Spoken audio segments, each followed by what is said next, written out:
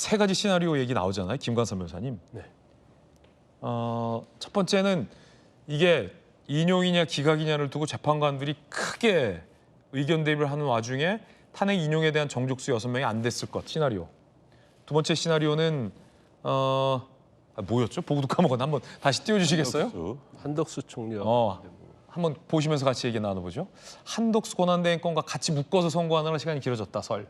세 번째 설은 이제 이게 뭐 각하와 관련된 얘기인데 내란트 철회를 두고 각하의 필요성이 세게 제기됐다 설.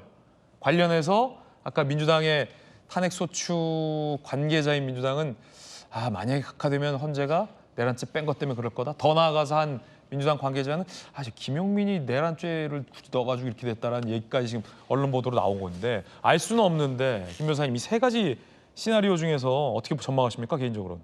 저 시나리오 한 가지가 맞는 게 아니고요. 지금 다 저게 복합적으로 해당이 되는 거예요. 저게 다 두루두루? 그렇죠. 저것 중에 하나만 문제가 되고 있고 이게 된다고 한다면 이렇게까지 늘어질 이유가 없어요.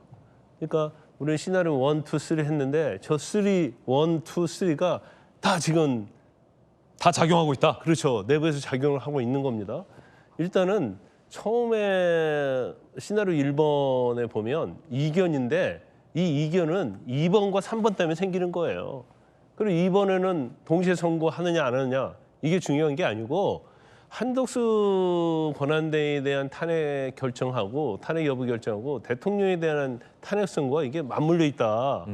그래서 한덕수 권한대행에 대해서 아마 각하 의견도 있을 겁니다. 그중에 그 기각 의견이 뭐 다수일 수 있고 그러면 각하했을 때 기각했을 때 후폭풍 그러면 지금 헌재에 임명된 최상목 권한대행이 임명한 2명 정계선 조한창 그러면 그 임명을 어떻게 볼 것이냐. 특히 한덕수 총리에 대해서 각하로 가버리면 이건 기각에 비해서 이제 법률 효력의 문제가 있을 수 있어요. 물론 헌재에서는 별 문제가 없다고 판단할 가능성이 크지만 그렇지 않다고 주장하는 헌법재판관이 분명히 있을 수 있다.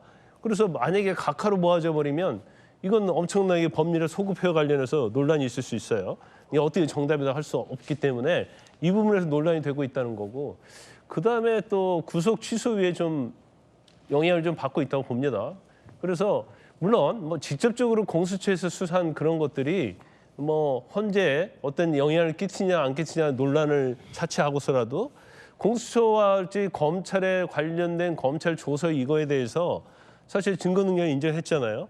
근데 그건 형사소송법 규정을 위반한 거단 말이에요. 이건 정치적 재판이기 때문에 뭐 그럴 수 있다고 저는 봅니다. 그렇지만 그거에 대해서 헌법재판관 일부가 문제가 있다고 제기를 할 수 있어요. 절차적 문제. 근데 그러다 보니까 이견이 평결을 하지 못할 정도로 이견이 지금 계속되고 있는 거죠.